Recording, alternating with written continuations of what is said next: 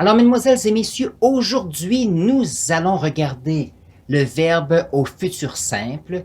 Ici, c'est un temps de verbe qui explique des événements qui ont lieu ou qui auront lieu dans le futur. Alors ici, je regarde les verbes qui sont réguliers. On va expliquer pourquoi ceux-ci sont les plus faciles et comment est-ce qu'on peut, à partir de ceci, avoir les trucs pour les verbes irréguliers. Alors, voyons voir. Lorsqu'on parle de futur simple, on parle de verbes où il y a un mot seulement. Dans le passé, voyons voir. Dans le passé, nous avons regardé le futur proche et voyons voir un exemple. Lorsqu'on parle de futur proche, nous parlons d'une expression, disons je vais parler. On a ici trois mots, le sujet, le verbe aller au présent ainsi que le verbe que l'on veut utiliser. Je vais parler. C'est un verbe qu'on utilise de façon informelle, qu'on peut utiliser dans les conversations. Par contre, lorsqu'on veut être un peu plus précis, lorsqu'on veut avoir une qualité de langage qui est à un niveau supérieur, lorsqu'on veut écrire, lorsqu'on regarde des publications un peu plus difficiles, nous allons voir que le futur simple est le verbe qui est utilisé. Lorsque nous conjuguons les verbes, comme d'habitude, nous avons le sujet. Alors je, ici, le tu, si je parle de vous informellement, le il ou le elle, le nous comme communauté, vous comme audience ou il ou elle comme un groupe de personnes de qui nous parlons. Alors, ici, les verbes réguliers, c'est facile. Nous avons un verbe, par exemple, le verbe parler, le verbe finir. Ce sont deux verbes ici à l'infinitif. Et pour les mettre au futur, nous devons ajouter la terminaison.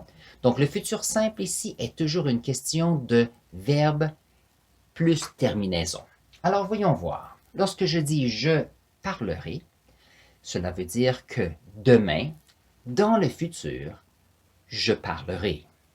Maintenant, la terminaison nous dit le contexte ici. Tu finiras.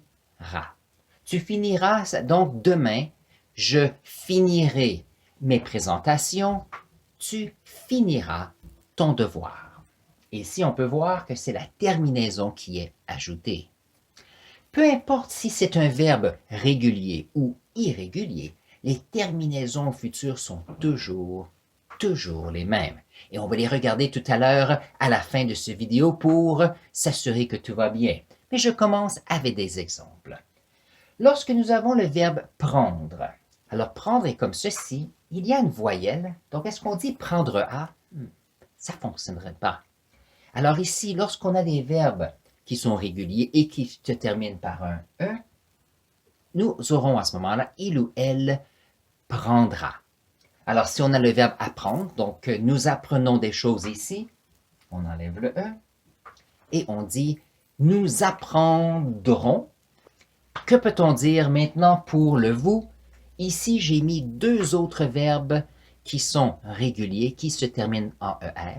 Nous avons donc « vous mangerez » et « il ou elle planifieront ».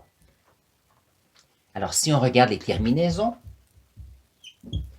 terminaison pour le « je » est toujours « ai », prononcé « et », tu a une terminaison de « as », il ou elle au singulier a une terminaison de « a »,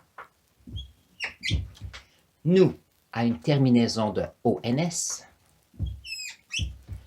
ez, c'est pour le « vous », et ici, il ou elle au pluriel auront une terminaison de ont. Quelqu'un va dire, oui, mais ons et ez, ce sont les mêmes terminaisons que le présent. Ça, c'est vrai. Par contre, le futur avec manger, c'est nous mangerons. La terminaison est ajoutée à la fin. Tandis qu'au présent, c'est nous mangeons. Pour un ez, si nous parlons de, voyons voir, finir, c'est nous, vous finirez.